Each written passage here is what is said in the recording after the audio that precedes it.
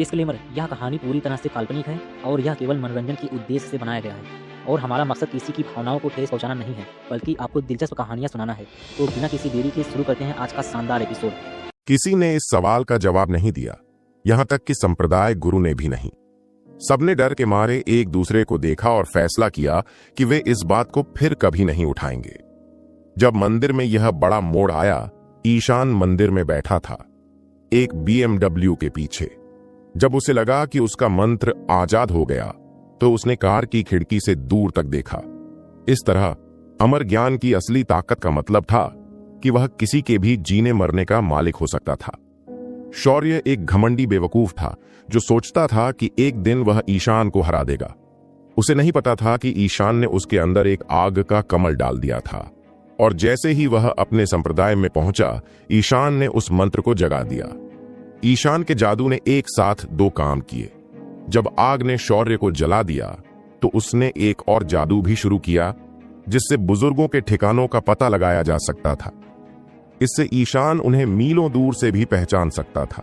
जब वह आखिरकार उनके दरवाजे पर दस्तक देने पहुंचा, तो वह उन्हें तब भी ढूंढ सकता था जब वे छिपने की कोशिश करते थे। यह आग के सुनहरे नेत्रों का एक रूप है, लाल कमल का बदलाव। मैंने उन्हें अमर ज्ञान की ताकत दिखा दी। ईशान ने ठंडी मुस्कान बिखेरी। क्या हो रहा है ईशान? विहान ने पूछा। वह मुंह में सिगरेट दबाए BMW चला रहा था। कुछ नहीं, बस एक कीड़ा मार दिया, ईशान ने आराम से कहा। ठीक है, विहान ने जवाब दिया। फिर अचानक उसने सिर हिलाया और बोला, कितना बुरा हुआ कि चाहत इस साल जल्दी घर चली गई, वरना मैं उसे इस बार गर्म पानी के झरने पर बुलाता। तुम्हें उसे स्विमिंग सूट में देखना चाहिए था। पता था कि तुम लोग शरारती हो, इसीलिए उसने जल्दी जाने का फैसला किया। आयुषी ने मना किया। वह पीछे की सीट पर दो और लोगों के साथ ठूंसी हुई थी। अपनी टांगें फैलाने के लिए उसने उन्हें आगे की दोनों सीटों के बीच से ईशान की गोद तक बढ़ा दिया। समझ नहीं आ रहा था कि वह अपनी नजरें कहां रखे।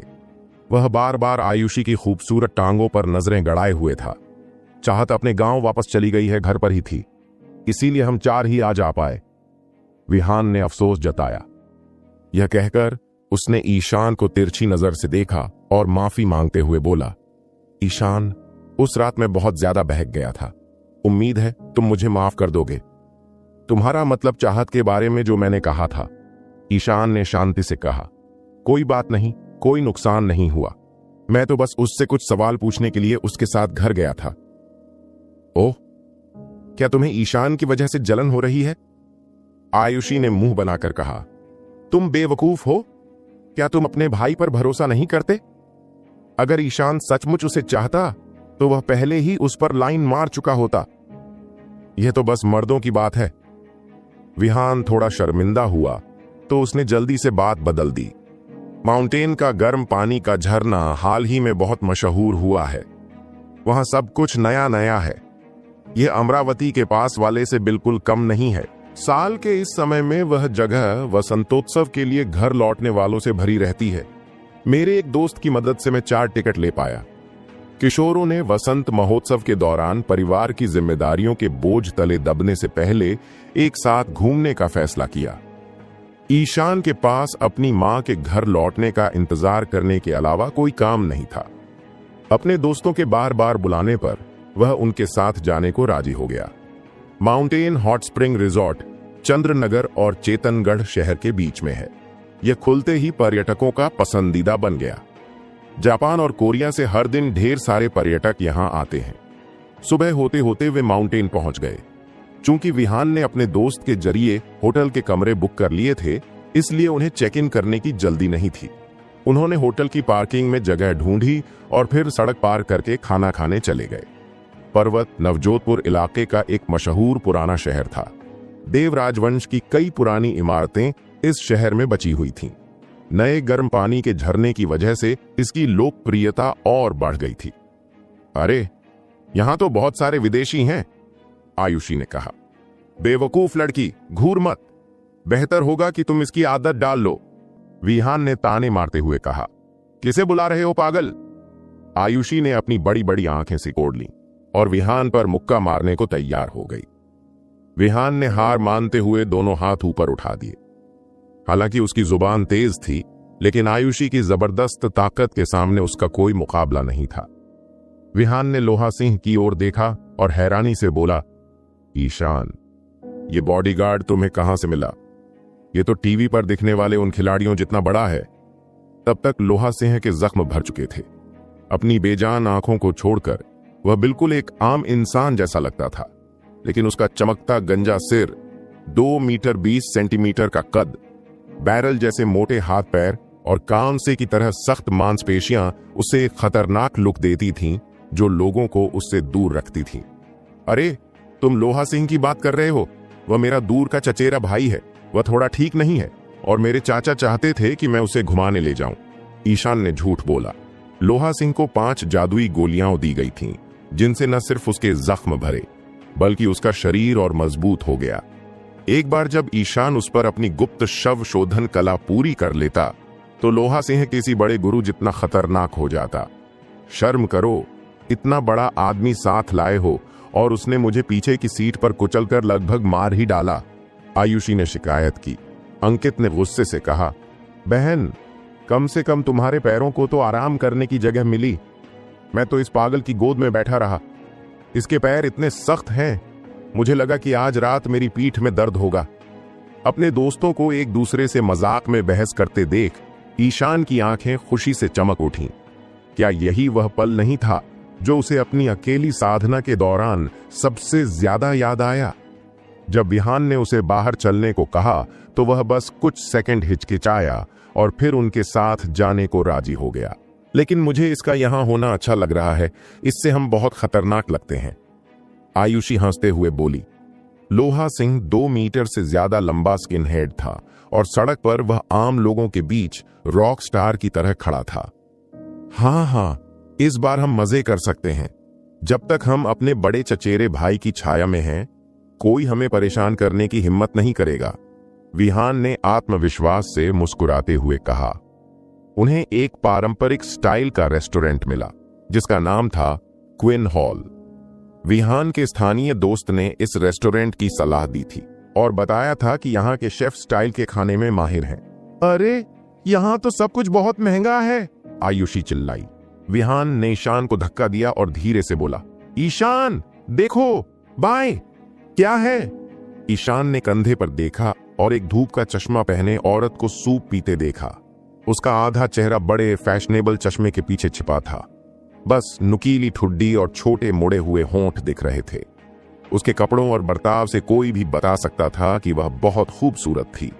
शरारती लोग, आयुषी ने प्यार से डांटा। मैं इसीलिए नहीं घूर रहा। क्या तुम्हें नहीं लगता कि वह जानी पहचानी लगती है? विहान ने अपना बचाव करते हुए पूछा। जानी पहचानी? ईशान हैरान होकर बोला। हाँ, जरूर कुछ छिपा रही है। खाना खाते वक्त धूप का चश्मा कौन पहनता है? उसका चेहरा बहुत जाना पहचाना लग रहा था। मुझे लगा जैसे मैंने उसे कहीं देखा है। तुम्हें क्या फर्क पड़ता है कि वह खाते वक्त क्या पहनती है? आयुषी ने लड़कों पर पलटवार किया। मुझे तुमसे बात नहीं करनी, तुम जंगली औरत हो, विहान ने गुस्से से मना किया। लेकिन वह कौन है? वह इतनी जानी पहचानी क्यों लग रही है?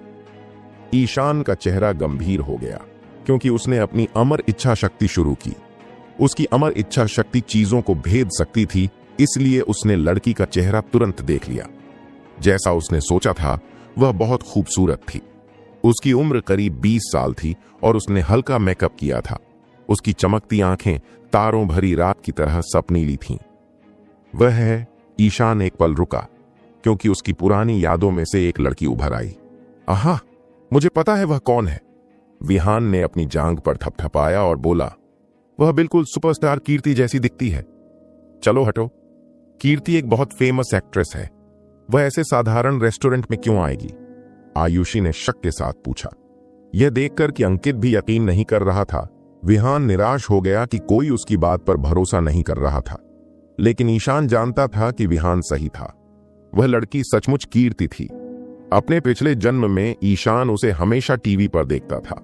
जब वह आखिरकार ग्रुप का मैनेजर बना, तो उसने कीर्ति से कई बार दावतों में मुलाकात की थी।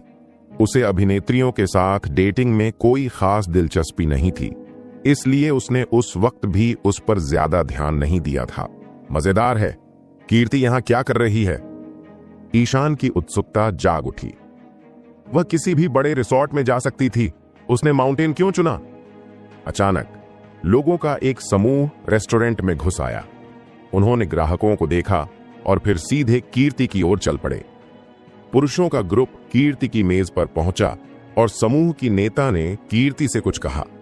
कीर्ति ने जोर से सिर हिलाया। कुछ ही पल बाद लड़की और पुरुषों का समूह आपस में बहस करने लगा। एक छोटे कद का बदमाश आदमी ने कीर्ति का हाथ पकड़ने की कोशिश की और कीर्ति ने छूटने के लिए अपना हाथ जोर से हिलाया। वहां क्या हो रहा है? वह एक लड़की का फायदा उठा रहा है, आयुषी चिल्लाई। आयुषी एक मार्शल आर्ट्स परिवार में पली बड़ी थी और बहुत गुस्सैल थी। लड़की पर हमला होते देख उसने मेज पटकी और जोर जोर से चिल्लाने लगी। पुरुषों के समूह ने उसकी ओर सिर घुमाया। एक हाई स्कूल की लड़की को देखकर उनकी हिम्मत बढ़ गई, लेकिन जैसे ही वे आयुषी के पास पहुंचने वाले थे, उन्होंने देखा कि लोहा सिंह उस लड़की के बगल में बैठा है। वह करीब 2 मीटर लंबा था और उसकी छाती 2 लोगों जितनी चौड़ी थी। बैठे हुए भी वह कमरे में मौजूद ज्यादातर लोगों से 1 सिर लंबा था। वे अपनी संभावनाओं का दोबारा हिसाब लगाने के लिए एक पल रुके। जब उन्होंने देखा कि लोहा सिंह का हाथ उनकी जांघों से भी बड़ा और मोटा था, तो समूह चुप हो गया।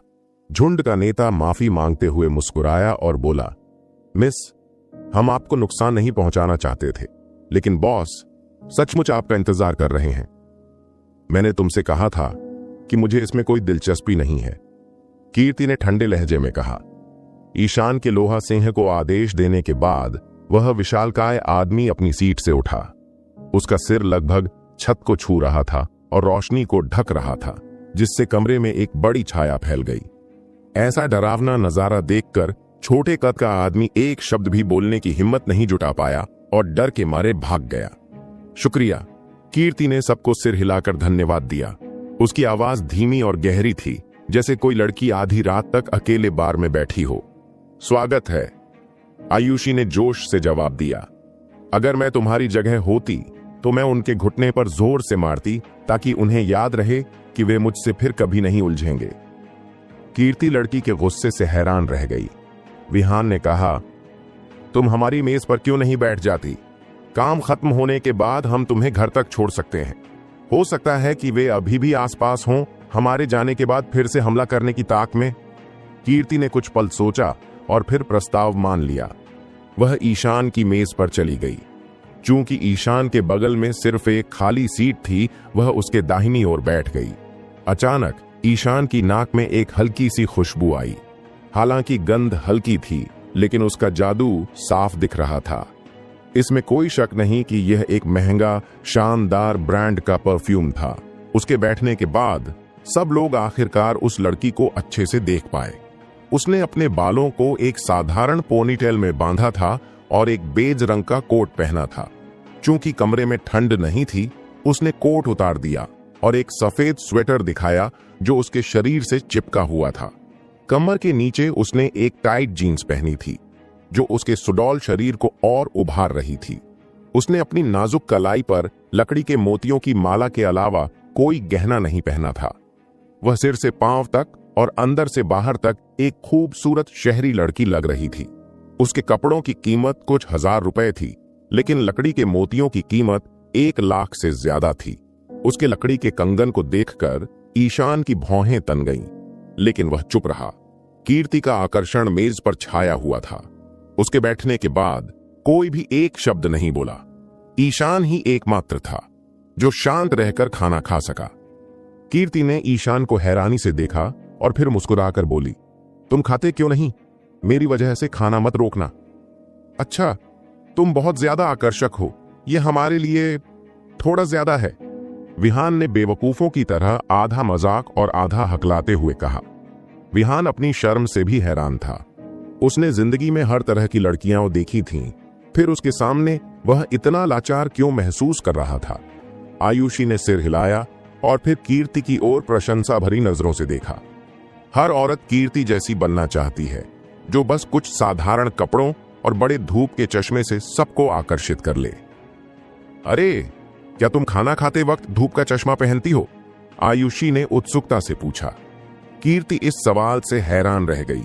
कुछ पल के लिए वह हिचकिचाई और फिर बोली, मैं थोड़ा अलग हूं, मैं अपना चश्मा नहीं उतार सकती। ऐसा कैसे? आयुषी ने सहजता से पूछा। इस बदमाश ने कहा कि तुम फिल्म स्टार कीर्ति जैसी दिखती हो और इसलिए तुमने पपराजी से बचने के लिए धूप का चश्मा पहना है। अरे, मेरा उपनाम मत बताओ। विहान ने आंखें घुमाई। बचपन से ही रास्कल उसका उपनाम था।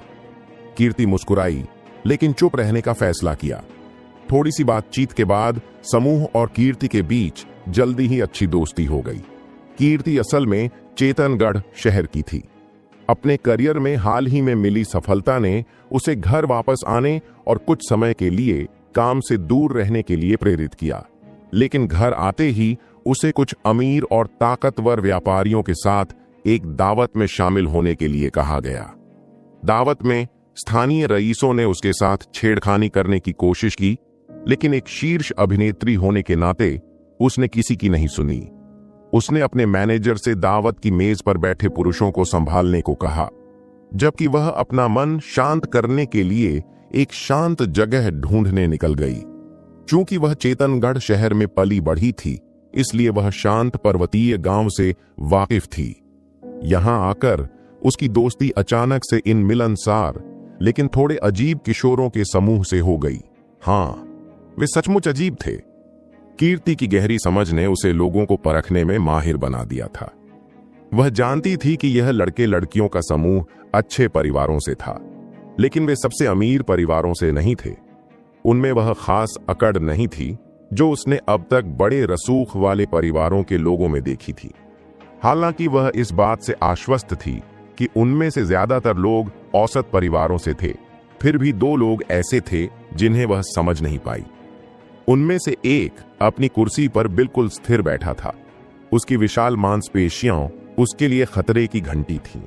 उसने शर्त लगाई थी कि उसका सबसे अच्छा बॉडीगार्ड भी उसकी ताकत का मुकाबला नहीं कर पाएगा। दूसरा एक सभ्य लड़का था जिसने अब तक कीर्ति की ओर एक बार भी नहीं देखा था। ईशान का चेहरा मोहरा ऐसा था जिस पर गर्व किया जा सकता था, लेकिन मनोरंजन की दुनिया के जानकार की नजर में वह बिल्कुल साधारण था। फिर भी उसकी आंखों में एक चमक थी जिसमें दुनिया की किसी भी चीज या इंसान को चुनौती देने का दम था। हां, उसकी आंखों में गजब का आत्मविश्वास है। कीर्ति ने मन ही मन सोचा। उसने ऐसा आत्मविश्वास सिर्फ चीन के बड़े बड़े अधिकारियों में देखा था जो लाखों लोगों की जिंदगी बदल सकते थे, लेकिन उन बड़े लोगों का आत्मविश्वास भी ईशान के सामने कुछ नहीं था। ईशान को अपनी ताकत पर इतना यकीन था कि वह घमंडी भी लग सकता था। मजेदार है, कौन सा परिवार ऐसा लड़का पैदा कर सकता है? कीर्ति ने उत्सुकता से सोचा। हालांकि उसने किसी ताकतवर गुप्त परिवार के लड़के से मिलने के ख्याल को तुरंत झटक दिया। उसने सिर हिलाया और अपनी बेवकूफी पर हंस पड़ी। जब सबने खाना खा लिया तो वे गर्म पानी के झरने की सैर की योजना बनाने लगे। उन्होंने कीर्ति से भी साथ चलने को कहा। कीर्ति मना करने वाली थी, लेकिन उन स्थानीय रईसों से फिर मिलने के ख्याल ने उसका मन बदल दिया। माउंटेन हॉट स्प्रिंग रिजॉर्ट बहुत बड़ा था और यहां हर तरह की सुविधाएं थीं। यहां बाहर के गर्म पानी के पूल, बूफे रेस्टोरेंट, आराम करने की जगह और होटल थे। अगर आप कुछ खास चाहते थे तो यहाँ शानदार वीआईपी गर्म पानी के पूल भी थे। सबने अपने स्विमिंग सूट पहन लिए और फिर वे बाहर के गर्म पानी के पूल पर इकट्ठे हुए। अरे बाप रे! सबने लोहा सिंह की ओर देखा। उसने एक टाइट स्पीडो पहना था जिससे उसकी कांसे जैसी चमकती त्वचा साफ दिख रही थी जो निशानों से भरी थी। उसकी ठुड्डी से पेट तक एक बड़ा बदसूरत निशान था। ऐसा लग रहा था जैसे कोई नुकीली चीज उसे दो टुकड़ों में काटने की कोशिश कर रही हो। ईशान, बिग कजिन करता क्या है? विहान ने हाँफते हुए पूछा। वह विदेश में भाड़े का सिपाही था। एक मिशन के बाद उसका दिमाग थोड़ा खराब हो गया, ईशान ने कंधे उचकाते हुए कहा। लोहा सिंह के बॉडी बिल्डर जैसे शरीर ने सबका ध्यान खींचा। वह पूल के बीच में चला गया और भीड़ के एक बड़े हिस्से को डरा कर भगा दिया। उसका शरीर लड़कियों का ध्यान खींच रहा था, लेकिन उसके डरावने निशान और बेजान चेहरा कई लड़कियों को उसके शानदार शरीर को करीब से देखने से रोक रहा था। तब तक लॉकर रूम से 2 लड़कियां भी आ गईं। अरे वाह, जंगली लड़की, ये शरीर तुम्हें कहां से मिला? आयुषी ने एक साधारण 1 पीस स्विमिंग सूट पहना था जो उसके पूरे ऊपरी शरीर को ढक रहा था। फिर भी उसकी लंबी और पतली काया खूबसूरत पैरों के साथ बहुत आकर्षक लग रही थी। हालांकि उसकी सुंदरता कीर्ति से बिल्कुल अलग थी, जो अभी भी धूप का चश्मा पहने थी। कीर्ति अपनी उम्र के आखिरी 20वें साल में थी। उसने 3 पीस बिकिनी पहनी थी जिसमें उसका पतला सुडौल शरीर साफ दिख रहा था। धूप में उसके उभरे हुए वक्ष बहुत खूबसूरत लग रहे थे। आयुषी से उसकी कोई तुलना नहीं थी। हालांकि उसका चेहरा अभी भी धूप के चश्मे से ढका था, फिर भी उसकी शानदार खूबसूरती ने पूल की सारी लड़कियों को पीछे छोड़ दिया था। विहान को यह नजारा बहुत पसंद आया, लेकिन उसने उसकी खूबसूरती पर कुछ कहने की हिम्मत नहीं की। बाहर का गर्म पानी का पूल कई हिस्सों में बंटा था। लोहा सिंह के डरावने रूप की वजह से समूह के पास पूरा पूल खाली था। अचानक ईशान ने पूछा, कीर्ति, क्या मैं आपकी कलाई के मोतियों को देख सकता हूं? कीर्ति इस अचानक सवाल से हैरान रह गई। वह हिचकिचाई। हालांकि यह कंगन साधारण सा लगता था, लेकिन एक मशहूर बौद्ध ने इसे आशीर्वाद दिया था और इसकी कीमत कम से कम 1 लाख रुपए थी। वह अभी अभी ईशान से मिली थी, फिर भी उसने उसका सबसे महंगा गहना देखने को कहा। अगर कोई और उसकी जगह होता तो उसे दिखाने में झिझक होती। क्या ये पीले शीशम की लकड़ी का है? विहान ने पूछा। मैंने अमरावती में एक अमीर लड़के की कलाई पर ऐसा ही देखा था। उसकी कीमत 2,18,000 से ज्यादा थी और वह तुम्हारी कलाई जितना खूबसूरत भी नहीं लग रहा था। आयुषी और अंकित दोनों इस कीमत से दंग रह गए। वे दोनों एक छोटे कस्बे के मध्यम वर्गीय परिवारों से थे। उन्होंने कभी सपने में भी नहीं सोचा था कि उनके पास 2 लाख से ज्यादा का कंगन होगा। जब से उन्हें लड़की का पूरा नाम पता चला, वे मजाक में कहने लगे कि वह सुपरस्टार कीर्ति की बहन है। चूंकि विहान ने कंगन की कीमत बता दी थी, कीर्ति को अब कोई हिचक नहीं रही थी। उसने अपनी कलाई से कंगन उतारा और ईशान को देते हुए कहा, कीमत सबसे ज्यादा मायने नहीं रखती। यह कंगन मेरे लिए बहुत खास है क्योंकि ये मेरी सबसे अच्छी दोस्त का तोहफा है। इसे मुझे देने से पहले उसने इस पर आशीर्वाद मांगने के लिए बहुत मेहनत की थी। उसने मुझसे कहा था कि इसे हमेशा अपने पास रखना और कभी नजरों से दूर न होने देना। ईशान ने एक शब्द भी नहीं कहा।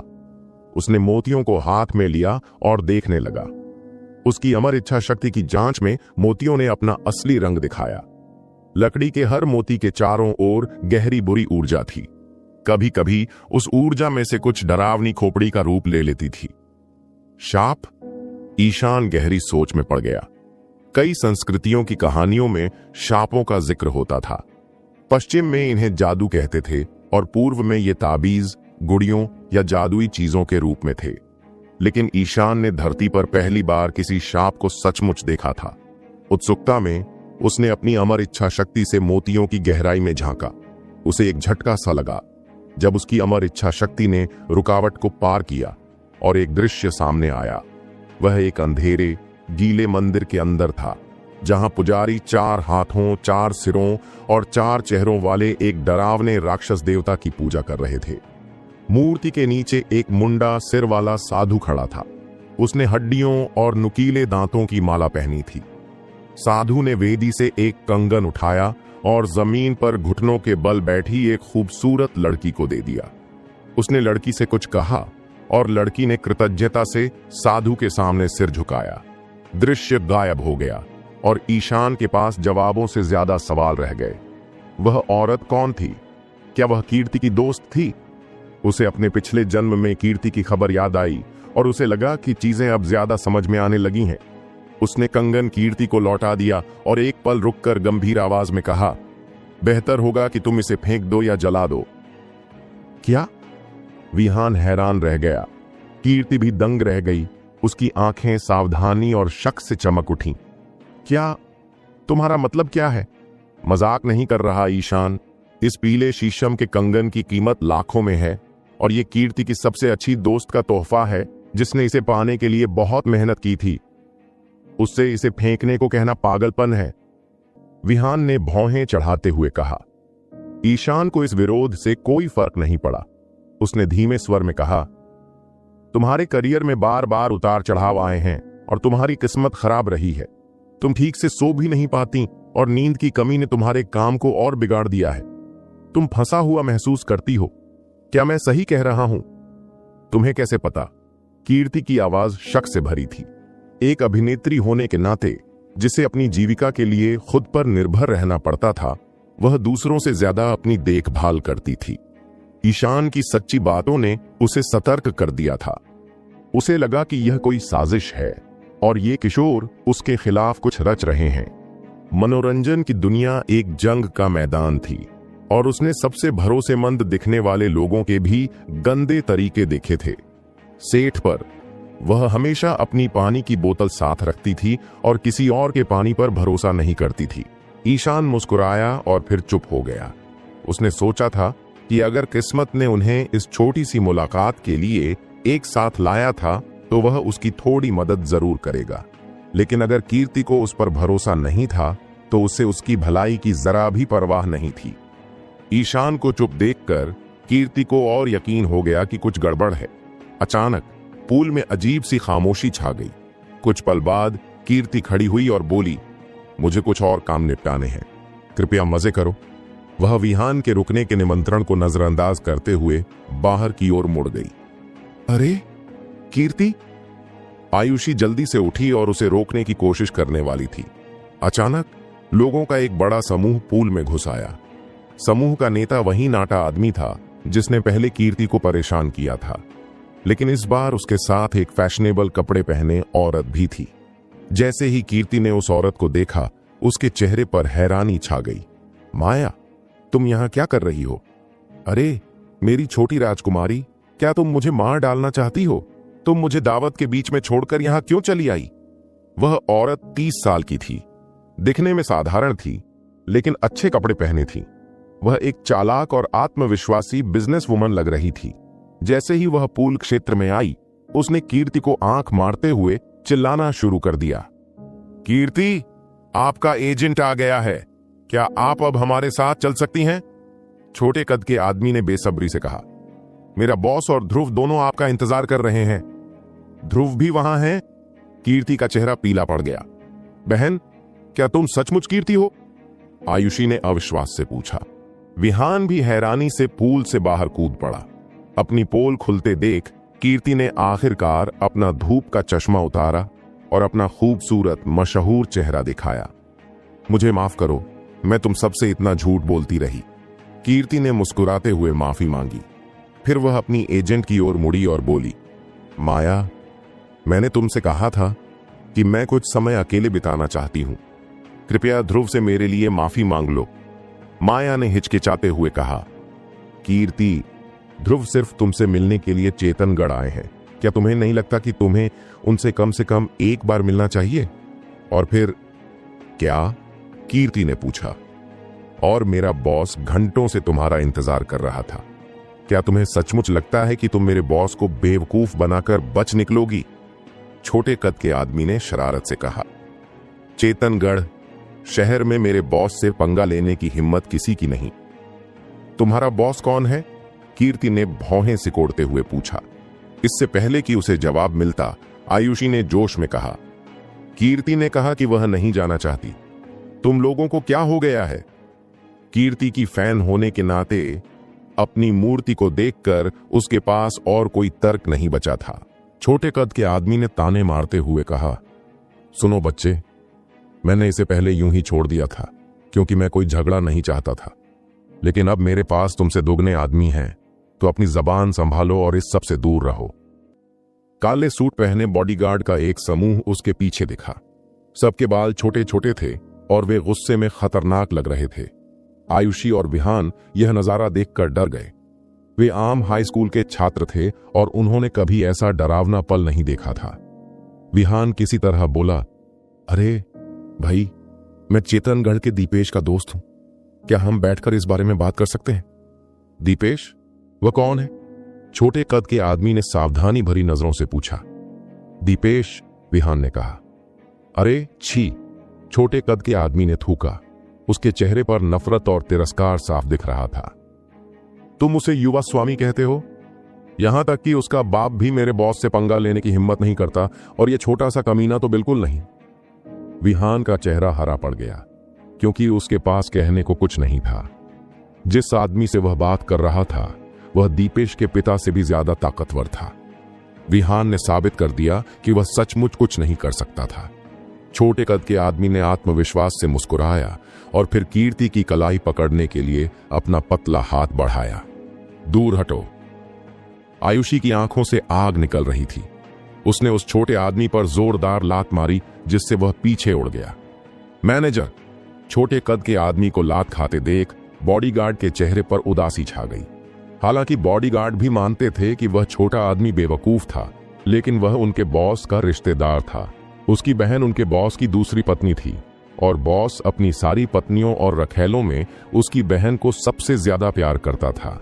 अगर वे उस छोटे कद के आदमी को चोटिल हालत में लेकर लौटते तो बॉस सबको बुरी तरह डांटता। हाय! छोटा आदमी किसी तरह खड़ा हुआ और आयुषी को गुस्से से घूरने लगा। उसे मत छोड़ो, उसे मेरे बिस्तर पर ले जाओ, मैं इस जंगली लड़की को सबक सिखाऊंगा। उसी वक्त बॉडीगार्ड ने आयुषी पर हमला कर दिया। आयुषी का चेहरा इस घटना से पीला पड़ गया। मार्शल आर्ट की ट्रेनिंग के बावजूद वह एक साथ 1 दर्जन पेशेवर बॉडीगार्ड से नहीं निपट सकती थी। रुको! कीर्ति चिल्लाई।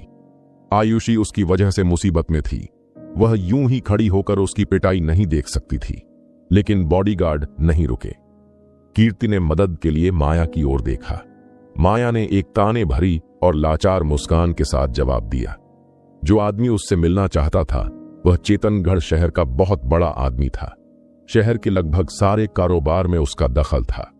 भले ही कीर्ति को दूसरे शहरों में उसकी परवाह न थी, लेकिन यहां वह उसके इलाके में थी और उसे उसकी बात माननी ही थी। विहान और अंकित डर से कांप रहे थे, फिर भी वे आयुषी को बचाने के लिए उसके सामने खड़े हो गए। वे सब एक साथ बड़े हुए थे और उसे चोट खाते नहीं देख सकते थे। अचानक ईशान ने गहरी आवाज में कहा, लोहा सिंह खड़ा हो गया और उसके सामने एक विशाल छाया बन गई। उसका बड़ा शरीर बॉडीगार्ड के सामने पहाड़ की तरह खड़ा था। अरे ये क्या? किसी ने घबराहट में चिल्लाया। अब क्या करें? लोहा सिंह के विशाल शरीर को देखकर, जो NBA खिलाड़ियों जैसा था, बॉडीगार्ड दंग रह गए और अपने लीडर की ओर निर्देश के लिए देखने लगे। छोटे कद के आदमी को ग्रुप का छोटा बॉस सिर्फ इसलिए माना जाता था क्योंकि वह बॉस का रिश्तेदार था। अपनी बहन की चिकनी चुपड़ी बातों के अलावा वह बॉस के लिए बस एक घमंडी और भोला आदमी था। हालांकि हालात उसके खिलाफ थे, फिर भी वह बॉडीगार्ड पर चिल्लाया, मारो उसे, डरने की क्या बात है, वह अकेला है और हम दर्जन भर हैं। अपने लीडर के आदेश से उत्साहित होकर कुछ बॉडीगार्ड ने हिम्मत जुटाई और अपने साथियों को इकट्ठा किया। हाँ, वह अकेला है, चलो सब मिलकर उस पर हमला करते हैं। लेकिन उनका यह नया जोश ज्यादा देर नहीं टिका। लोहा सिंह की ओर दौड़े पहले 2 बॉडीगार्ड को उसके तेज हाथ ने एक तरफ फेंक दिया। वे जमीन पर गिरे और उनके मुंह से खून बहने लगा। उनकी छाती देखकर लग रहा था कि हमले में उनकी कुछ पसलियां टूट गई होंगी। छी! इस अचानक घटना से बाकी बॉडीगार्ड डर गए और उनकी लड़ने की हिम्मत खत्म हो गई। आयुषी ने लोहा सिंह की पीठ थपथपाई और जोश में बोली, तुम गजब हो, बड़े चचेरे भाई, इनसे लड़ना छोटे बच्चों से लड़ने जैसा है। उसने छोटे कद के आदमी की ओर देखा और गर्व से ठुड्डी उठाई। तुमने कहा था कि तुम मुझे अपने बिस्तर से बांध दोगे, चलो किसका इंतजार कर रहे हो? छोटे कद के आदमी का चेहरा गुस्से से लाल हो गया। वह बॉडीगार्ड पर चिल्लाया, तुम लोग उसके पीछे क्यों नहीं पड़ते? बॉडीगार्ड एक दूसरे की ओर देखकर हिचकिचाने लगे। हालांकि उनमें से कोई भी उस छोटे आदमी को पसंद नहीं करता था, लेकिन उसकी बहन ने बॉस को अपनी उंगली पर नचा रखा था। बस बॉस के कान में एक जहरीली बात कह देनी थी और सबको भारी सजा भुगतनी पड़ती। अपने बॉस के गुस्से के ख्याल से बॉडीगार्ड के रोंगटे खड़े हो गए और वे आगे बढ़ने को मजबूर हुए। अचानक लोहा सिंह को 1 दर्जन लड़ाकों ने घेर लिया। हालात बेकाबू होते देख रिसोर्ट के बाकी मेहमान खतरे से बचने के लिए भाग खड़े हुए। पलक झपकते ही पूरा बाहर का गर्म पानी का पूल खाली हो गया, सिवाय उन 2 गुटों के जो आपस में भिड़ रहे थे। बॉडीगार्ड को एक साथ हमला करते देख आयुषी का चेहरा तनाव से भर गया। उसने चिंता भरी नजरों से ईशान की ओर देखा। ईशान अभी भी पूल में था और इस हंगामे से जरा भी परेशान नहीं हुआ। उसने बेफिक्री से कहा, चिंता मत करो, लोहा सिंह इन सबको संभाल लेगा। ईशान के भरोसे के बावजूद आयुषी घबराई हुई थी। भले ही बिग कजिन बहुत ताकतवर था, वह अकेला ही लड़ रहा था। क्या वह सचमुच इतने सारे आदमियों का हमला रोक सकता था? माया! कीर्ति ने आखिरकार पुकारा। उसे लग रहा था कि इस झगड़े की आधी जिम्मेदारी उसकी है, इसलिए उसे हर मुमकिन तरीके से मदद करनी चाहिए। माया ने उसकी बात अनसुनी की और उसे एक तरफ खींच लिया। उसने गुस्से से मना करते हुए कहा, कीर्ति, थोड़ा दिमाग तो लगाओ। क्या तुम्हें नहीं दिख रहा कि क्या हो रहा है? क्या तुम सचमुच लकी बॉस और ध्रुव को कुछ छोटी मोटी बातों के लिए नाराज करोगी जिन्हें तुम मुश्किल से जानती हो? शायद बाद में तुम उनके लिए माफी मांग सको, लेकिन अभी नहीं। उन्होंने मुझे बचाया था, कीर्ति ने भौहें सिकोड़ते हुए कहा। आखिर ये लकी बॉस कौन है? कितना बेवकूफ है। दावत के दौरान उसने स्थानीय रईसों से सिर्फ हल्का फुल्का नमस्ते किया था और उनके नाम याद करने की कोशिश नहीं की थी। वह चेतनगढ़ शहर का बड़ा रईस है। माया ने ताने मारते हुए कहा। उसके पास सैकड़ों करोड़ की संपत्ति और एक कामयाब जहाजों का बेड़ा है। वह चेतनगढ़ शहर के सबसे अमीर लोगों में से एक है। वरना तुम्हें क्या लगता है मैं तुमसे उससे मिलने के लिए इतना जोर क्यों दे रही हूं? कीर्ति ने परेशान चेहरा बनाया। एक अभिनेत्री के रूप में उसके सालों के तजुर्बे ने उसे बताया कि वह इससे आसानी से नहीं बच सकती। कीर्ति एक बड़ी स्टार थी और अगर वह सचमुच उस स्थानीय रईस से नहीं मिलना चाहती थी तो शायद उसे छूट मिल सकती थी, लेकिन उसके इलाके में रहते हुए उसे नाराज करना समझदारी नहीं थी। यह सोचकर कीर्ति ने मुंह बंद कर लिया और उन किशोरों की मदद करने का ख्याल छोड़ दिया। माया सही थी, उसकी इन बच्चों से अभी अभी मुलाकात हुई थी और वे मुश्किल से दोस्त थे। जब वह यह सब सोच रही थी तब दोनों पक्ष एक दूसरे पर टूट पड़े थे। बॉडीगार्ड का लीडर टाइगर सबसे आगे था। जैसे ही वह लोहा सिंह के पास पहुंचा, उसने अपनी सावधानी कम करने की हिम्मत नहीं की जब तक कि वह उसके बिल्कुल करीब न आ गया। उसने उस विशाल आदमी पर जोरदार मुक्का मारा। मर! उसका मुक्का इतना तेज था कि हवा में सनसनाहट की आवाज गूंजी। यह टाइगर के अब तक के सबसे अच्छे मुक्कों में से एक था। उसे पूरा यकीन था कि वह उस विशाल आदमी को गिरा देगा। बड़े चचेरे भाई, बचो! आयुषी ने दबी आवाज में कहा। विहान और बाकी लोग चेहरों पर डर के साथ देख रहे थे। वे सब आम मध्यम वर्गीय परिवारों से थे और उन्होंने कभी नहीं सोचा था कि वे ऐसी मारपीट में फंस जाएंगे। लोहा सिंह ने चेतावनी को नजरअंदाज किया और एक बड़े पेड़ की तरह अडिग खड़ा रहा। धड़ाम! सब हैरान रह गए कि टाइगर के जोरदार मुक्के का कोई असर नहीं हुआ। मुक्का जैसे किसी धातु के टुकड़े पर लगा हो वैसी तेज आवाज हुई। टक्कर के साथ ही टाइगर ने महसूस किया कि लोहा सिंह के शरीर का जोरदार झटका उसके हाथ पर वापस आ गया। फिर उसने एक तेज खटखटाहट सुनी। उसकी हड्डियां टूट गई थीं। अरे बाप रे! हर कोई दंग रह गया। लोहा सिंह ने सिर्फ एक स्विमिंग ट्रंक पहना था, कोई और सुरक्षा का सामान नहीं। सबने देखा कि मुक्का सीधे उस दानव के नंगे कंधे पर लगा। फिर भी न सिर्फ लोहा सिंह को कोई चोट नहीं आई, बल्कि हमलावर की उंगलियां भी टूट गईं। ये सब कैसे हुआ? क्या ये कोई गोल्डन शील्ड या आयरन शर्ट की कला है, या फिर 13 बेटों की पुरानी मार्शल आर्ट? मार्शल आर्ट की कहानियों में कुछ ऐसे कथानक हर किसी के दिमाग में उभर आए। मुझे यकीन नहीं हो रहा। टाइगर ने अपना जख्मी हाथ रगड़ते हुए लोहा सिंह को घूरा, जो अभी भी अडिग खड़ा था। मैंने जरूर गलत जगह मारी होगी। मुझे नहीं लगता कि तुम्हारा शरीर सचमुच धातु का है। अपनी बात पूरी करने से पहले ही उसने लोहा सिंह पर एक और मुक्का मारा। इस बार टाइगर ने दोनों हाथों का इस्तेमाल किया और पूरी ताकत से वार किया। उसने सालों की मेहनत से सीखे हथौड़े जैसे वार का इस्तेमाल किया और उस विशाल शरीर पर अपनी मुट्ठियां जमा दी। साफ था कि यह हमला उसके पिछले हमले से कहीं ज्यादा ताकतवर था। मर! वह गुर्राया और उसके मुंह से संतुष्ट हंसी निकली। कुछ ही सेकंड बाद उसकी आखिरी उम्मीद भी चकनाचूर हो गई। धड़ाम! इस बार खटखट की आवाज और तेज थी और उसके बाद हड्डियों के टूटने की आवाज और भी जोरदार थी। टाइगर का मुक्का ठीक निशाने पर लगा था, फिर भी उसकी बाहें उस झटके को सहन नहीं कर पाईं और टूट गईं। ये क्या? टाइगर की बाहें उसके कंधों के नीचे लटक गईं। उसने जोर से सांस ली, डर से बचने की कोशिश की। फिर उसने डरते हुए लोहा सिंह की ओर देखा, जैसे किसी राक्षस को देख रहा हो। लोहा सिंह ने एक उंगली भी नहीं हिलाई और उसके दुश्मन के दोनों हाथ पहले ही टूट चुके थे। साफ था कि वे बराबरी की लड़ाई नहीं लड़ रहे थे। ऐसा लग रहा था जैसे पुराने जमाने के सैनिक किसी आधुनिक टैंक से भिड़ रहे हों। गर्म पानी के पूल में सन्नाटा छा गया। सब लोग अविश्वास से लोहा सिंह के विशाल शरीर को देख रहे थे। क्या इसका शरीर सचमुच लोहे का बना है? किसी ने धीरे से कहा। ईशान चुप रहा और कोई जवाब नहीं दिया। लोहा सिंह कांस्य कवचधारी शव बनने से पहले भी एक मार्शल आर्ट का मास्टर था। उसकी त्वचा में पिघली हुई धातु डालने के बाद वह लगभग अजेय हो गया था और कोई हथियार उसे नुकसान नहीं पहुंचा सकता था। ईशान ने उसे क्रूरता से अक्षम करने के बाद रहस्यमयी गोलियों से उसे फिर से जिंदा किया था। उन गोलियों के जादुई असर से उसकी रक्षा और हमले की ताकत और बढ़ गई थी।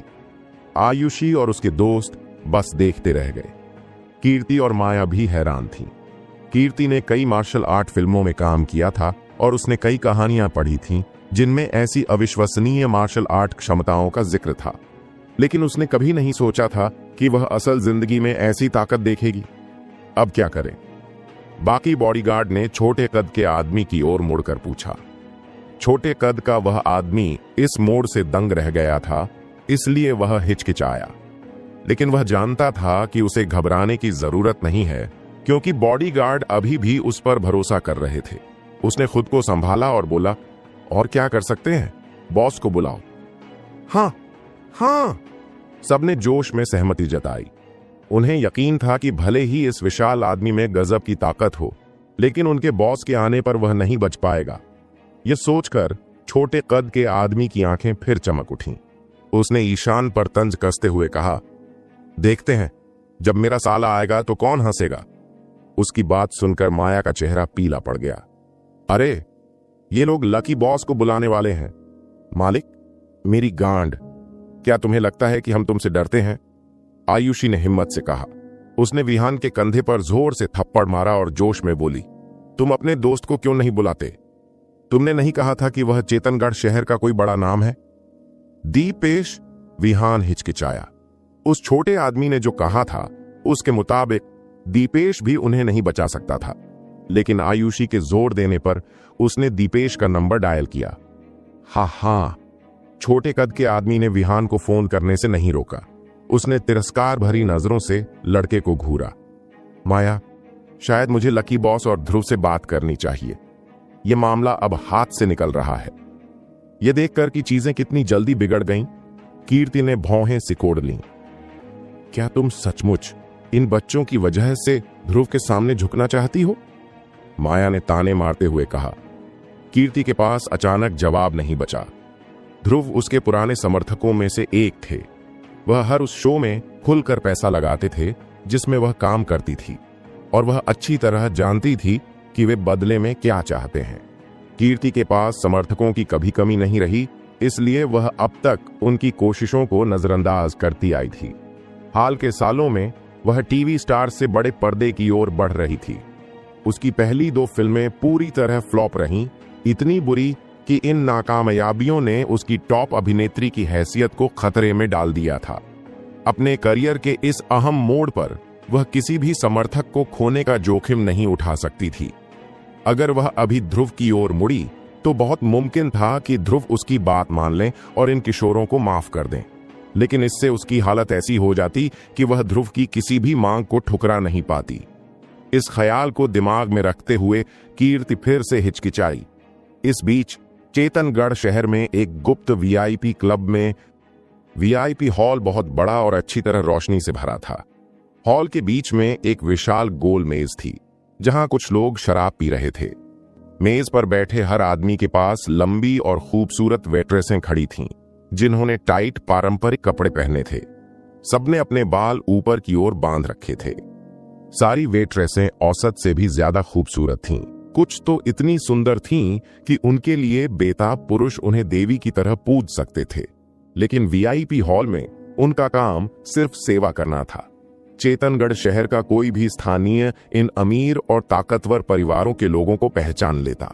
यहां तक कि सबसे कम अमीर आदमी के पास भी सैकड़ों मिलियन की संपत्ति थी। इन बड़े लोगों ने अपनी बगल में खड़ी खूबसूरत वेट्रेसों पर कोई ध्यान नहीं दिया। उनका ध्यान मेज के सबसे ऊपर बैठे दो आदमियों पर था।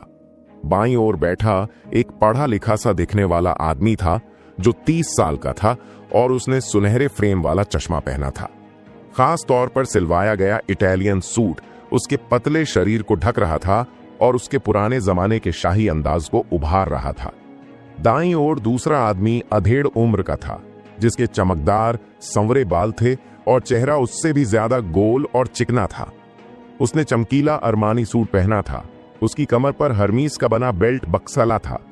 कमरे की तेज रोशनी में उसकी पाटेक फिलिप घड़ी चमक रही थी। साफ था कि वह रातों रात कुछ नहीं से मालामाल हो गया था। सब कुछ कैसा लग रहा है ध्रुव? अधेड़ उम्र के आदमी ने मुस्कुराते हुए पूछा। सब ठीक है, शुक्रिया। ध्रुव ने सिर हिलाया, लेकिन उनकी आंखों में तिरस्कार की चमक थी। वह एक बड़े परिवार से थे और बचपन से ही ऐशो आराम की जिंदगी जीते आए थे। लकी बॉस का क्लब उनके लिए बहुत सस्ता था। नई नई चमक दमक वाली दौलत के बीच ये वीआईपी क्लब शानदार लग सकता था, लेकिन एक पुराने ताकतवर परिवार के आदमी की नजर में ये हंसी का पात्र था। हाँ, मुझे खुशी है कि आपको सब पसंद आया, लकी बॉस ने आत्मविश्वास से हंसते हुए कहा। ध्रुव मध्य शहर के एक बड़े उद्योगपति थे। उनका परिवार वही परिवार जितना ताकतवर था। ध्रुव का अपने परिवार से भी ज्यादा रुतबा था। भले ही उन्होंने कभी कारोबारी होने का दावा नहीं किया, फिर भी वे दो बड़ी कंपनियों के उपाध्यक्ष और एक मशहूर मनोरंजन कंपनी के मालिक थे। लकी की उनके सामने कोई तुलना नहीं थी, लेकिन लकी भी उनके सामने घबराया नहीं था। उसने हाल ही में चेतनगढ़ शहर में नंबर 1 की जगह हासिल की थी। इससे वह नवजोधपुर इलाके के बाकी बड़े खिलाड़ियों के साथ एक ही क्लब में शामिल हो गया था। भले ही ध्रुव बड़े आदमी थे, लेकिन यहां लकी का इलाका था और उसे घरेलू फायदा था। इस ख्याल से लकी के मन में खुशी की लहर दौड़ गई। उसने अफसोस भरा चेहरा बनाया और आह भरी, ये क्लब पहले बॉस का था और मैं बस उनका एक साथी था, लेकिन बॉस ने गलत आदमी से पंगा ले लिया और इस बड़े झमेले को छोड़ गया। मेरे पास जिम्मेदारी लेने के अलावा कोई रास्ता नहीं था। ये बातें सुनकर ध्रुव ने भौहें सिकोड़ लीं और बोले, मैंने सुना है कि आपने आशुतोष के रुपए गैंग ग्रुप को हथिया लिया और अब आप उसके नए मालिक बन गए हैं। ये बहुत बड़ी डील थी और इससे आपकी दौलत में कम से कम कुछ अरब डॉलर का इजाफा होगा। बधाई हो। मैं रुपए गैंग ग्रुप का सिर्फ एक बोर्ड मेंबर था। बॉस ही सारे फैसले लेता था। सच कहूं, मैं तब भी बहुत खुश और संतुष्ट था और मैंने कभी नहीं सोचा था कि मुझे इतनी बड़ी जिम्मेदारी लेनी पड़ेगी।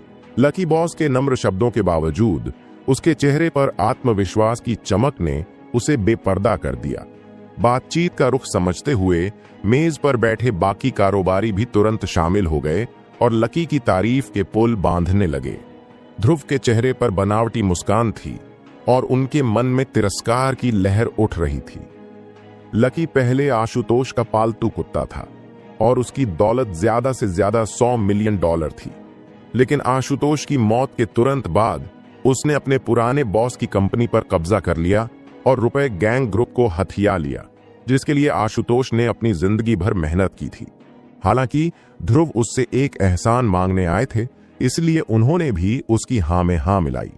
उन्होंने आगे कहा, लकी बॉस अब और भी ज्यादा ताकतवर हो गए हैं क्योंकि आपके पास स्पिरिट वाटर की बिक्री का हक है। कई अमीर और रसूख वाले लोग इस पानी की एक बूंद के लिए आपसे गिड़गिड़ाएंगे। आपने स्पिरिट वाटर के बारे में भी सुना है? लकी का चेहरा गंभीर हो गया और उसने पूछा, मैं अच्छे लोगों से जुड़ा हूं और मुझे इसके बारे में लोगों तक खबर फैलने से पहले ही पता चल गया था, ध्रुव ने शांति से कहा। ईशान ने अपने बनाए स्पिरिट वाटर को स्पिरिट वाटर का नाम दिया था। भले ही स्पिरिट वाटर अभी हाल ही में बाजार में आया था, लेकिन इसके जादुई असर ने पूरे प्रांत के बड़े बड़े लोगों को चौंका दिया था। यहां तक कि मध्य शहर में रहने वाले ध्रुव जैसे आदमी ने भी इसके बारे में सुना था और इसकी जांच करने आए थे। सच कहूं ध्रुव, बिक्री का हक ईशान के फैसले पर टिका है। मैं इस ऊंचे स्तर पर अभी नया हूं, इसलिए मुझे सबसे कम हिस्सा मिला है। दिन में सिर्फ 10 या 20 बोतलें। मैं इन्हें ज्यादातर अपने परिवार वालों को ही बेचता हूं। दिन के आखिर में मेरे पास ज्यादा कुछ बचता नहीं है, लकी ने सिर हिलाते हुए कहा। ध्रुव को उसकी बात पर जरा भी यकीन नहीं हुआ, लेकिन उन्होंने उसके साथ खेलने का फैसला किया। यह आपके लिए सचमुच मुश्किल हालत है। अचानक उन्होंने उत्सुकता से पूछा, तो आप कह रहे थे कि ये स्पिरिट वाटर ईशान ने बनाया है? बिल्कुल, कोई भी आम झरने का पानी सारी बीमारियों का इलाज नहीं कर सकता, लकी ने सम्मान के साथ कहा। इस झरने के पानी में ईशान की ताकत भरी है। आपको क्या लगता है लोग इसके लिए लाखों रुपए क्यों देते हैं? ध्रुव ने भौहें सिकोड़ते हुए कहा, मैंने मध्य शहर में भी ईशान के बारे में सुना है। अफवाहें अक्सर बढ़ा चढ़ाकर बताई जाती हैं। मेरे ख्याल से वह आपसे ज्यादा ताकतवर नहीं है। आप उनकी तुलना मुझसे नहीं कर सकते। लकी ने सिर हिलाया और उसके अंदर डर का भाव जागा। ईशान एक अमर है, मैं तो बस उनका पालतू कुत्ता हूं और मैं इससे खुश हूं। उसने देखा था कि ईशान ने अपने बॉस को एक उंगली के वार से मार डाला था। वह उस डरावने दिन को कभी नहीं भूल सकता था। उसने अपने पुराने बॉस से सबक लिया था और जानता था कि अपनी ताकत को बनाए रखने के लिए उसे ईशान और उसके स्पिरिट वाटर के समर्थन की जरूरत थी। इसलिए जब से ईशान ने शहर पर कब्जा किया था, तब से लकी ने हमेशा उसका सम्मान किया था। तुम बहुत नरम दिल हो, अंशुमान ने मुस्कुराते हुए सिर हिलाया। उन्हें अभी भी यकीन नहीं हो रहा था। तुम शहर के सबसे अमीर आदमी हो, एक दिन तुम उसकी जगह ले लोगे। लकी चुप रहा और मन ही मन अपने मेहमान की नासमझी पर हंसने लगा। यहां तक कि तुम्हारे खानदान का मुखिया ध्रुव ईशान के सामने कुछ नहीं था। तुम उनकी ताकत को बदलने की बात क्या जानो? अचानक लकी का फोन बजा। उसने फोन उठाया। फोन रखने के बाद उसके चेहरे पर गुस्सा दिख रहा था। क्या हुआ? अंशुमान ने पूछा। कोई बदमाश मुसीबत खड़ी कर रहा है, लकी बॉस ने गुस्से में आंखें बंद करते हुए कहा। फिर अचानक बोला, अंशुमान, क्या हम अभी माउंटेन जाकर अपने सुपरस्टार को खुद बुलाएं? ठीक है। अंशुमान तुरंत अपनी कुर्सी से उठ खड़ा हुआ। विहान का दोस्त दीपेश रिसोर्ट के पास ही था, इसलिए वह सबसे पहले वहां पहुंच गया। उसके पहुंचने से पहले रिसोर्ट के मालिक ने दोनों पक्षों को एक बड़े कमरे में बुलाया था। वे एक बड़ी मेज के दोनों तरफ बैठे थे। कीर्ति ने साधारण कपड़े पहने थे और अपने धूप का चश्मा फिर से चेहरे पर लगा लिया था। ईशान पैर मोड़कर बैठा था और मेज पर रखे फलों का मजा ले रहा था। लोहा सिंह उसके पीछे लोहे के खंभे की तरह खड़ा था। जैसे ही दीपेश हॉल में आया, उसकी नजर लोहा सिंह पर पड़ी। उसने विहान की तरफ मुड़कर पूछा, क्या चल रहा है? मेरे दोस्त का इन लोगों से कुछ झगड़ा हो गया था, उम्मीद है तुम मदद कर सको, विहान ने हल्की मुस्कान के साथ कहा। कोई बात नहीं, चेतनगढ़ में सबको मेरी इज्जत करनी पड़ती है। दीपेश ने सीना ठोककर अपने परेशान दोस्त को भरोसा दिलाया। अचानक उसे अपने पास खड़े एक छोटे कद के आदमी की मजाक भरी आवाज सुनाई दी। अरे बच्चे, कब से मुझे तुम्हें मुंह दिखाना पड़ रहा है? निखिल? दीपेश ने उस छोटे कद के आदमी को देखते ही भौहें सिकोड़ लीं। हालांकि निखिल में कोई खास काबिलियत नहीं थी, लेकिन उसका एक ताकतवर साला था।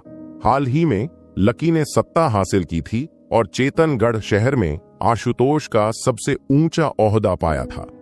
दीपेश के पास चेतनगढ़ शहर के इस नए बड़े घराने से टक्कर लेने की ताकत नहीं थी। फिर भी दीपेश को निखिल से निपटना था, न कि उसके ताकतवर साले से। इसलिए उसके पास थोड़ी गुंजाइश थी। निखिल, फिर से बदतमीजी कर रहे हो? ये मेरे दोस्त हैं, इनमें से किसी को छूने की हिम्मत मत करना। दीपेश ने हालात को संभाल लिया था। हालांकि कीर्ति का चेहरा धूप के चश्मे से ढका था, फिर भी उसका बदन और चाल ढाल बता रहे थे कि वो बहुत खूबसूरत थी। आयुषी लंबी और जवान थी। उसके गीले बाल उसकी उभरी हुई छाती से चिपके थे और उसकी चिकनी त्वचा धूप में चमक रही थी। निखिल को औरतों का बहुत शौक था और दीपेश जानता था कि ऐसी खूबसूरत चीजों के लिए वो आसानी से दूसरों से भिड़ जाएगा। हाँ दीपेश, तू अपने आप को क्या समझता है? निखिल हंसा। तो तुम इन्हें छोड़ोगे नहीं? दीपेश ने सख्त चेहरा बनाकर पूछा। दीपेश चेतनगढ़ शहर में एक बड़ा नाम था। अब तक ज्यादातर लोग उनके पिता की वजह से उनकी इज्जत करते थे। दीपेश को लगता था कि वो और निखिल बराबर की ताकत रखते हैं और उसकी बातों का उस छोटे कद के आदमी पर कुछ असर होना चाहिए। तुझ पर थू! निखिल ने अचानक दीपेश पर शराब का गिलास फेंक दिया। दीपेश ने झुककर गिलास को बचा लिया। उसका चेहरा गुस्से से काला पड़ गया। जैसे ही वह उस आदमी की तरफ बढ़ा, विहान ने उसे रोक लिया और धीरे से कहा, उसके साथ 1 दर्जन लोग हैं, सावधान रह। मुझे शक है कि वो मुझे नुकसान पहुंचाएंगे, दीपेश ने गुस्से में कहा, लेकिन डर उसके मन में पहले ही घुस चुका था। मैं उस जोकर से नहीं डरता। मैंने तुझे यहां इसलिए बुलाया क्योंकि उसने कहा था कि वो अपने बॉस को फोन करेगा, विहान ने कहा। उसका बॉस? दीपेश का चेहरा थोड़ा पीला पड़ गया। उसे याद नहीं था कि निखिल ने किसी को बॉस कहा हो, सिवाय एक शख्स के। पक्का नहीं है, विहान ने हिचकिचाते हुए कहा। सिस्टर ने बताया कि वो लकी बॉस नाम के किसी आदमी के साथ एक पार्टी से भागी थी, इसलिए निखिल उसके पीछे पड़ा है। लकी बॉस यानी लकी अग्रवाल? दीपेश का चेहरा और पीला पड़ गया। सचमुच वो मेरा बॉस है। अब बोल दीपेश, क्या तू सचमुच मेरे बॉस को गुस्सा दिलाना चाहता है? निखिल ने ताने मारते हुए पूछा, जो कुर्सी पर पैर मोड़कर बैठा था। दीपेश हैरान रह गया। लकी चेतनगढ़ शहर का सबसे अमीर आदमी था, जिसकी दौलत 2 अरब रुपए से ज्यादा थी। यहां तक कि उसके पिता भी लकी की ताकत के सामने नहीं टिक सकते थे। भाई, तूने मुझे नहीं बताया कि तू लकी से पंगा ले रहा है, दीपेश ने विहान की तरफ देखकर चिल्लाया। दीपेश, तेरा मतलब क्या है? विहान हैरान होकर बोला। मेरा मतलब है कि तुझे अभी माफी मांग लेनी चाहिए, वरना जब लकी बॉस आएगा तुझे माफी मांगने का मौका भी नहीं मिलेगा, दीपेश ने रुककर पुरानी बात याद दिलाते हुए कहा। किस बात की माफी मांगूं? वो बदमाश है, मैं नहीं, आयुषी ने गुस्से में कहा। दीपेश चुप रहा, लेकिन उसके चेहरे पर तिरस्कार झलक रहा था। वो सही कह रही है, उन्हें हमसे माफी मांगनी चाहिए, ईशान ने फल खाते हुए कहा। ईशान के समर्थन से आयुषी का हौसला बढ़ा। उसने सीना तानकर अपनी बात दोहराई। तुझे पता है लकी बॉस कौन है? दीपेश ने गुस्से में पूछा। चंद्रनगर को भी उसे इज्जत देनी पड़ती है, तू क्या चीज है? हाँ आयुषी, चल माफी मांग लेते हैं। कीर्ति अंत में डर गई। उसने फैसला किया कि जब अंशुमान और लकी बॉस आएंगे तो वो सबके लिए माफी मांगेगी। जब अंशुमान आएंगे तो वो उनसे इन बच्चों को छोड़ देने की गुजारिश करेगी। आखिरकार अगर वो उसकी हिफाजत न करता तो ये बच्चे इस मुसीबत में न पड़ते। आयुषी का चेहरा गुस्से से लाल हो गया। वो एक साधारण लड़की थी और दुनिया को सिर्फ सही गलत के चश्मे से देखती थी, इसलिए समझौता करना उसे पसंद नहीं था। ये तुम्हारे भले के लिए है, चिंता मत करो, मैं पक्का करूंगी कि लकी बॉस तुम्हें कोई नुकसान ना पहुंचाए, कीर्ति ने धीरे लेकिन पक्के इरादे से कहा। कीर्ति की बातों ने आयुषी का हौसला तोड़ दिया। उसने निराश होकर सिर झुका लिया और गुस्से में जमीन पर लात मारी। हाँ, आखिर तुमने सही फैसला लिया। ठीक है, कीर्ति की खातिर मैं तुम्हें तब तक छोड़ दूंगा जब तक तुम मुझसे माफी मांगो और मुझे बॉस कहो। क्या ख्याल है? छोटे कद के आदमी ने मुस्कुराते हुए कहा। वरना जब मेरे जीजा आएंगे तो माफी से कहीं ज्यादा मुश्किल होगी। क्या तुम कीर्ति हो? दीपेश ने अचानक पूछा, जैसे उसे अब जाकर समझ आया हो झगड़ा एक सुपरस्टार की वजह से था। उसने ईशान की तरफ देखा और सिर हिलाया। वो एक सुपरस्टार थी और शायद उसके पास ऐसी मुश्किल से निकलने के 1000 तरीके होंगे, लेकिन ईशान और विहान तो बस स्कूल के बच्चे थे। कीर्ति शायद बच निकले, लेकिन ये बच्चे नहीं। क्या हमें सचमुच माफी मांगनी पड़ेगी? आयुषी की आंखों में आंसू आ गए। उसने पहले कभी ऐसा अपमान नहीं सहा था। विहान ने अपनी मुट्ठियां भींच लीं। उसे अपनी पुरानी झड़पों की याद आ गई। इस बार तो और बुरा था। न सिर्फ वो अपनी हिफाजत नहीं कर सका, बल्कि अपने दोस्तों को भी निराश कर दिया। वो मन ही मन अपनी कमजोरी पर रोने लगा। यहां तक कि अंकित के हंसमुख चेहरे की मुस्कान भी गायब हो गई थी। ईशान ने आखिरकार फल नीचे रखा और कुर्सी से उठ खड़ा हुआ। माफी मांगे? क्यों? आयुषी सही थी, हमने कुछ गलत नहीं किया। तुम गलत हो क्योंकि तुम कमजोर हो, दीपेश ने ईशान का मजाक उड़ाया। इस दुनिया में सिर्फ सबसे ताकतवर, सबसे अमीर और सबसे रसूखदार लोग ही सही होते हैं। लकी बॉस के पास पैसा और ताकत है, तुम क्या हो? बस बच्चे।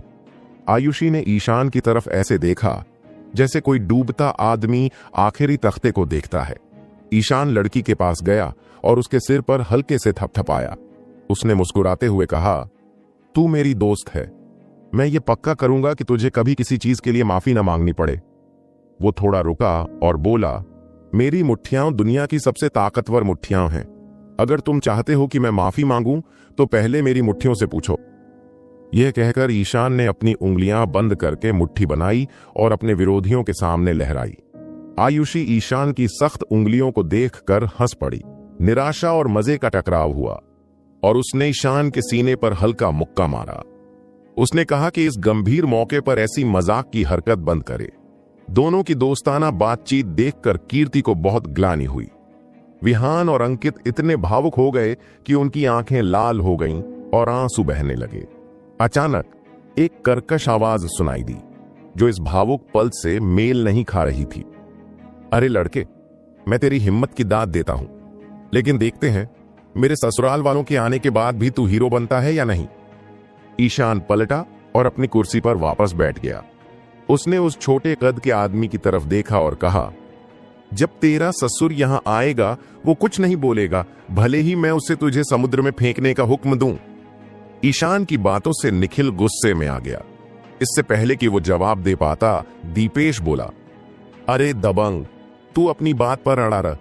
तू कौन होता है लकी बॉस को हुक्म देने वाला? क्या तू अपने आप को नॉर्थ बैंक के वेई खानदान का बड़ा वेई समझता है? मैं बड़ा नहीं हूं, ईशान ने हल्के से कहा, लेकिन लकी मेरा एक पालतू कुत्ता है। मैं उसका मालिक हूं और वो मेरी बात नहीं टालेगा। ईशान की बात सुनकर सब हैरान रह गए। खट खट खट खट, बॉडीगार्ड तुरंत खड़े हो गए। अगर लोहा सिंह का डर न होता तो वो ईशान पर टूट पड़ते और अपने बॉस की बेइज्जती का बदला लेते। दीपेश हैरान था कि ईशान इतना घमंडी कैसे हो सकता है, मानो वो मरने वाला आदमी हो। विहान भी ईशान की बात से डर गया। उसने आयुषी की आस्तीन खींची और निखिल की तरफ देखा। उस छोटे कद के आदमी की आंखें लाल थीं और उसका गुस्सैल चेहरा ऐसा लग रहा था मानो वो इन बच्चों को जिंदा निगल लेगा। कीर्ति ने भी नाराजगी से भौहें सिकोड़ लीं। घमंड करने का ये न वक्त था न जगह। लड़का अपनी जान खतरे में डाल रहा था। माया ने ताने मारते हुए कहा, कीर्ति, देख रही हो ये बच्चे कितने नासमझ हैं। लगता है वो तेरे लिए लड़ रहे हैं, लेकिन असल में तुझे भी अपने साथ नीचे खींच रहे हैं। अगर तू इस बार उनकी जान बचा भी ले तो उनकी बेवकूफी उन्हें फिर से मुसीबत में डाल देगी। बेवकूफी का इलाज तू नहीं कर सकती। अगर मैं तेरी जगह होता तो इन्हें ऐसे ही छोड़ देता। कीर्ति ने गहरी सांस ली। उसका मन निराशा से भर गया। अचानक बाहर से शोर की आवाज आई। कुछ लोग बैठक कक्ष में घुसे। उनमें एक अधेड़ उम्र का आदमी और एक पढ़ा लिखा सा जवान था। वे लकी और अंशुमान थे। निखिल की आंखें खुशी से चमक उठीं। वो उनके पास गया और बोला, भाई तुम आ ही गए। फिर वो ईशान की तरफ मुड़ा और हंसते हुए बोला, मेरा भाई आ गया है, अब देखता हूं तेरा क्या हाल होता है। लेकिन इससे पहले कि वो अपनी बात पूरी करता, उसने देखा कि उसके साले का शरीर कांपने लगा। लकी बॉस ईशान की तरफ ऐसे दौड़ा जैसे कोई कुत्ता अपने मालिक के पास दौड़ता है। उसने गहरे झुककर सलाम किया। उसका सिर जमीन को छूने वाला था। फिर उसने ईशान को पूरा सम्मान देते हुए कहा, ईशान। ईशान अपनी कुर्सी पर आराम से लेटा एक अंगूर का छिलका उतार रहा था। उसने छिलका पूरी तरह उतरने तक इंतजार किया, फिर लकी बॉस को तेजी से जवाब दिया, हाय ईशान। सब हैरानी से देख रहे थे कि चेतनगढ़ का सबसे बड़ा सेठ जो अभी सत्ता में आया था, ईशान के सामने ऐसे झुक रहा था जैसे किसी मूर्ति के सामने झुकता हो। वो ईशान है? दीपेश दंग रह गया। बॉडीगार्ड भी इस अचानक घटना से डर गए। अंशुमान की आंखें इस नजारे को देखकर चमक उठीं। उन्होंने कभी नहीं सोचा था कि इस यात्रा में रहस्यमय ईशान से उनकी मुलाकात होगी। उन्हें ईशान एक साधारण लड़का लगा जिसमें वो रौब दाब नहीं था जो किसी ताकतवर शख्स में होता है। उन्हें समझना मुश्किल हो रहा था कि इस साधारण लड़के और उस आदमी में क्या रिश्ता है जिसने अभिनव, लकी और नवजोधपुर इलाके के कई बड़े लोगों को अपने कब्जे में कर रखा था। कीर्ति और आयुषी हैरान थीं कि ये सब क्या हो रहा है। ईशान उनका बचपन का दोस्त नहीं था। वो ईशान कब से बन गया? लकी बॉस उसका इतना सम्मान क्यों कर रहा था? कीर्ति एक सुपरस्टार थी जो ज्यादातर मध्य शहर और दूसरे शहर में रहती और काम करती थी, इसलिए उसने ईशान के बारे में कभी नहीं सुना था। न आयुषी ने न कीर्ति ने ईशान का नाम सुना था, क्योंकि बड़े लोगों की खबरें उनके स्तर तक कम ही पहुंचती थीं। विहान अकेला था जिसने ईशान के बारे में सुना था। कई अमीर और ताकतवर घरानों के बच्चों के साथ घूमते हुए उसने ईशान के सत्ता में आने की बात सुनी थी, लेकिन वो कभी अपने बचपन के दोस्त ईशान और रहस्यमय ईशान के बीच का रिश्ता नहीं जोड़ पाया। फिर भी निखिल को अपनी हालत का अंदाजा नहीं हुआ। वो जोर से चिल्लाया, भाई तुम क्या कर रहे हो? ये वही बदमाश है जिसने मुझे मारा और तुम्हारा भी अपमान किया। इसे कहो कि झुककर माफी मांगे। लकी चुपचाप खड़ा रहा और ऐसा दिखाया जैसे उसने उस छोटे आदमी की बात सुनी ही नहीं। उसने धीरे से ईशान से पूछा, ईशान, आप चाहते हैं कि मैं इसे कैसे संभालूं? ईशान ने एक और अंगूर का छिलका उतारा, उसे मुंह में डाला और निगल लिया। फिर उसने हल्के से कहा, मैं इस जोकर को फिर कभी नहीं देखना चाहता। लकी का शरीर थोड़ा कांप गया। उसने खुद को संभाला और बोला, जी। वो मुड़ा और एक बॉडीगार्ड को ठंडी आवाज में हुक्म दिया, प्राची, इसे ले जाओ। प्राची उस छोटे आदमी के साथ आए बॉडीगार्ड में से एक था। अपने बॉस का हुक्म सुनकर उसने बिना हिचकिचाहट के उस छोटे आदमी को बाकी बॉडीगार्ड के साथ कमरे से बाहर ले गया। निखिल अभी भी समझ नहीं पा रहा था।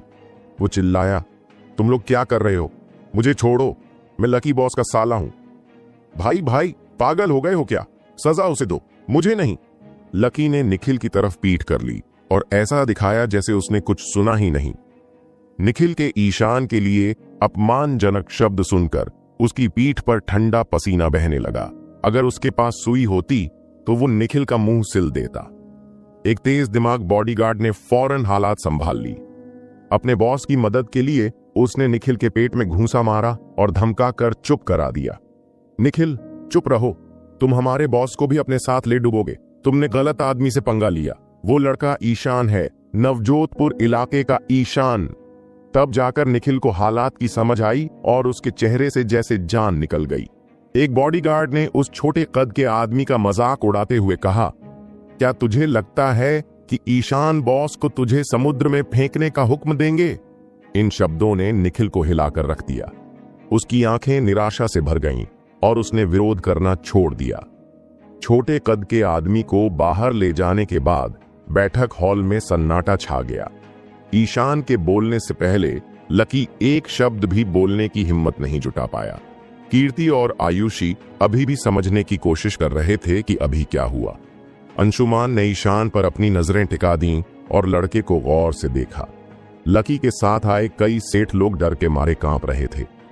ठीक है, बस हो गया, गर्मी की छुट्टियां खत्म, अब हमें चलना चाहिए। ये कहते हुए ईशान अपनी कुर्सी से उठा और विहान की तरफ हाथ हिलाकर उसे अपने साथ चलने को कहा। हालांकि विहान के मन में ढेर सारे सवाल थे, फिर भी उसने हालात देखकर चुप रहने का फैसला किया। आयुषी ने कमरे से बाहर जाने से पहले कीर्ति को अलविदा कहा। वो उस अभिनेत्री की बहुत बड़ी फैन थी, इसलिए अलविदा कहना उसके लिए मुश्किल था। लकी ने ईशान को झुककर हेलो किया जब वो उसके पास से गुजरा। जब तक ईशान और उसके दोस्त नजरों से ओझल नहीं हो गए, तब तक वो सेठ खड़ा नहीं हुआ। जब वो उठा तो उसकी पीठ से पसीना टपक रहा था और उसकी कमीज गीली हो गई थी। उसके चेहरे पर शांति का भाव था, लेकिन उसका दिल डर से दबा हुआ था। लकी बॉस, वो लड़का ईशान था? अंशुमान ने पूछा। उन्होंने कीर्ति की तरफ मुश्किल से देखा। हाँ, वो ईशान है, लकी ने खाली सी आवाज में कहा। तो बस यही? अंशुमान ने उत्सुकता से पूछा। ईशान को बिना कोई हंगामा किए जाते देखकर वो हैरान रह गया।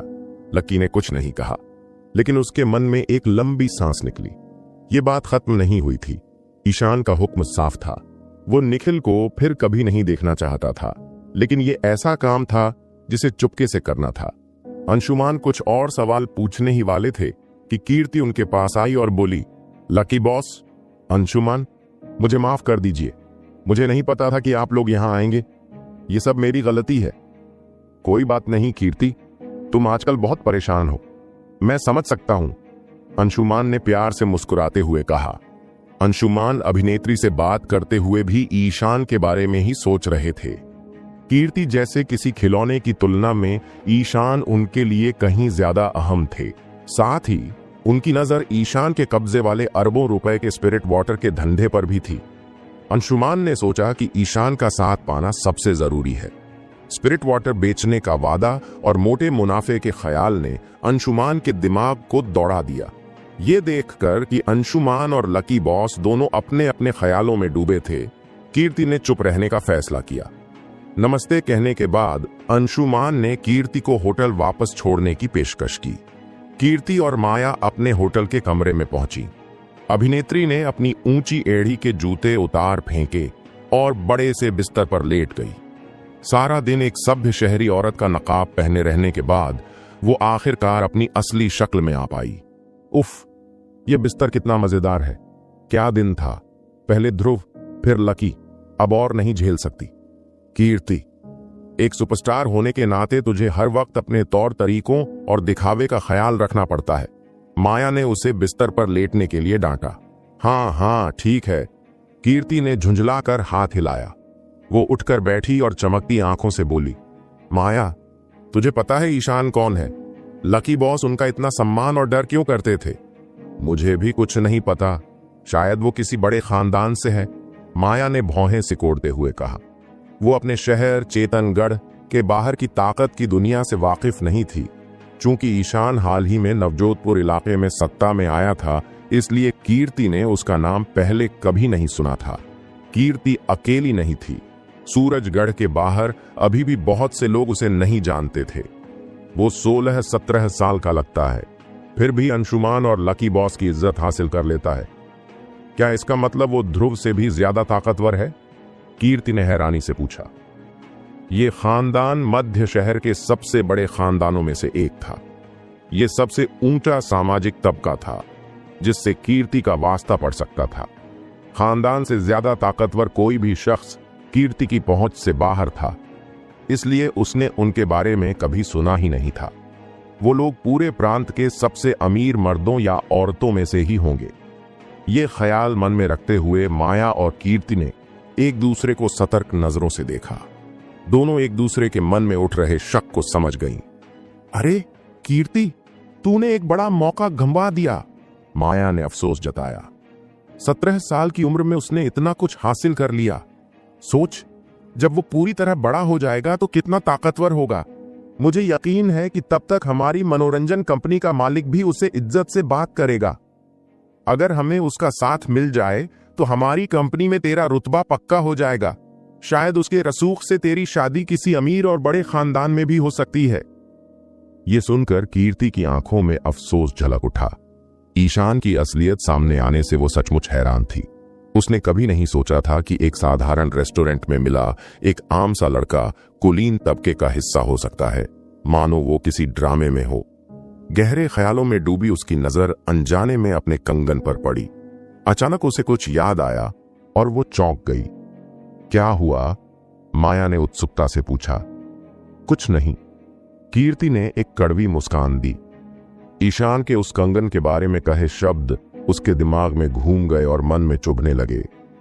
उसने इस बारे में सोचना बंद करने की कोशिश की, लेकिन नाकाम रही। वो मेरी सबसे अच्छी दोस्त थी, वो ऐसा नहीं कर सकती थी। कीर्ति के दिल में गहरी और उलझी हुई भावनाएं उमड़ने लगीं और टकराने लगीं।